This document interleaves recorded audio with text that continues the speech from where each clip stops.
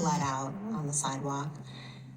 Ron was stabbed a couple of dozen times, and there was lots of blood. And it was a very small area, and there were two little kids, her little kids, sleeping upstairs. The brutal murders occur in the upscale Brentwood neighborhood of Los Angeles, a safe place where wealthy people live, with manicured lawns and a sense of security and quiet. Where it happened in Brentwood was a very safe community. I mean, you don't expect anything like that to happen there. People always say, that never happens here. That's what people would say about Brentwood. During that June night, while watching the 10 o'clock news, one of Nicole's neighbors hears a barking dog wailing as if sounding an alarm.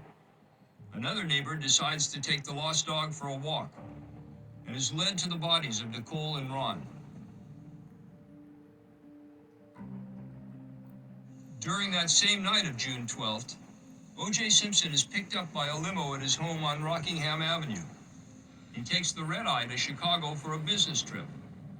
Shortly after he arrives, the LAPD calls O.J. and tells him that Nicole has been killed and asks him to come back. They had seen a trail of blood at his house, and when they learn that Simpson is unharmed, they suspect he may have been involved in the murders. He returns to LA immediately, the police waiting for him at his home.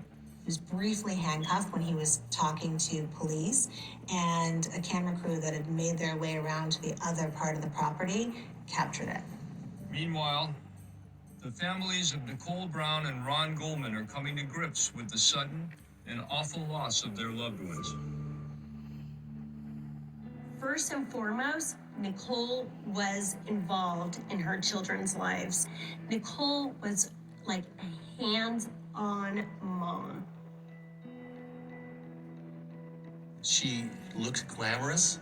She was beautiful. She was vibrant. She was full of life. Ron was amazing. From practically the day he was born, always an amazing young man. Always kind, always thoughtful.